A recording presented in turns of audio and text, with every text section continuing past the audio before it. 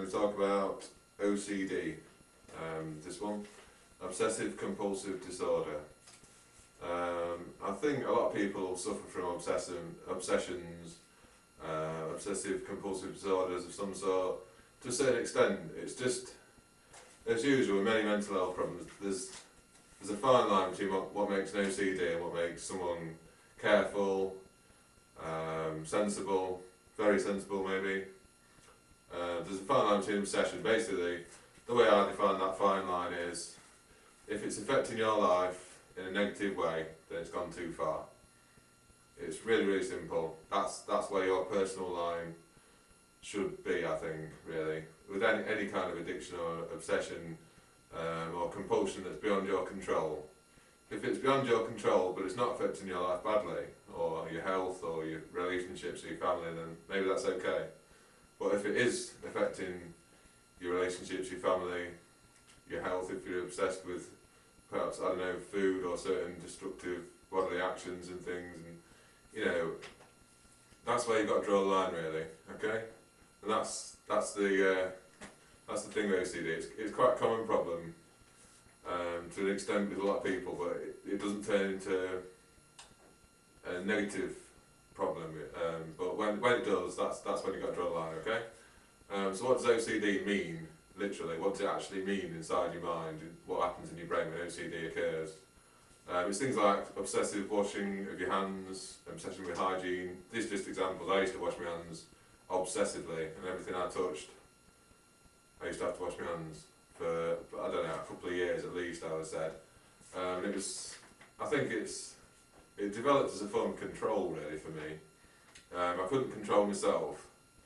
I couldn't control my feelings to certain things, with the bipolar and everything.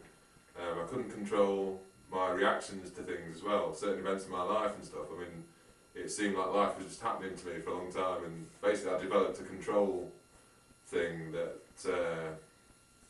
if I couldn't control my life, I think, I could control certain aspects of my life, you see. And I'd focus on them, because I couldn't focus on them, I couldn't concentrate, I can't keep the thought in my head, so that was the thought I could keep in my head. I think that's why it happened anyway. But what obsession actually means, it's the point between love and madness. It's not quite the positive sense of love, but it's not quite the abandon of madness either. It's in between, you see. A lot of people still lead normal lives, but they just have these little things that they have to do. They have to count such and such, or they have to wash their hands 10 times in the morning, or they have to have a certain routine that they follow. It's a way of focusing, and it's like a comfort thing in a way as well, I think. But like I say, what happens when obsession occurs, when, like for me, for example,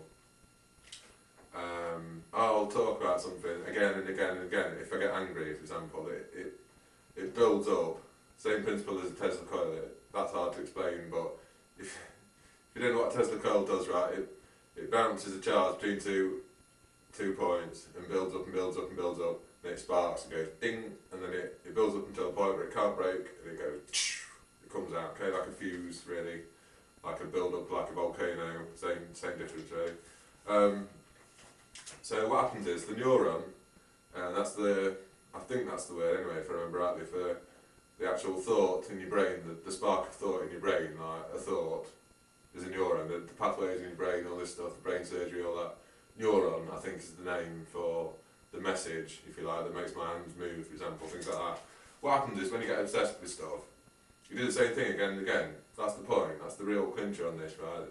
The crux of it is that you're doing the same thing every time, so the thought's bouncing back and forwards in your brain, literally is. It gets stuck. So let's say that going this way is washing your hands, going this way is not washing your hands, and it's going that ding, ding, ding, ding, ding, ding, ding, ding, again and again and again.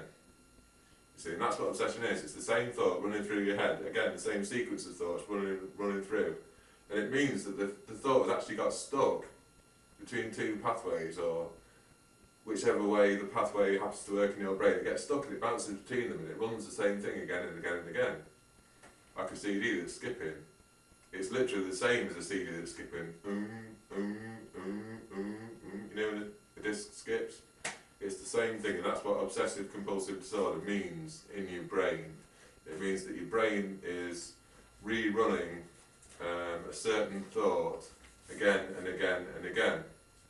the reasons for it, as I've tried to explain earlier, I mean, like I say, I have to keep these down 10 minutes, but the reasons for it often, in my case certainly, I think it was because I couldn't control myself, so I wanted to control something or other and refer to something or other, because that was a way of controlling things and slowing down the change in my life, I think, really. The changes that I felt and the changes that I felt happening to me, and that was a way to sort of cling on to something that perhaps wouldn't change. This is just a short introductory video, so I've not been watching the clock to see how long this is. If I get up, I'm going to ruin the video, aren't I? So I'll leave it there and I'll talk a bit more about OCD at a later date. Okay?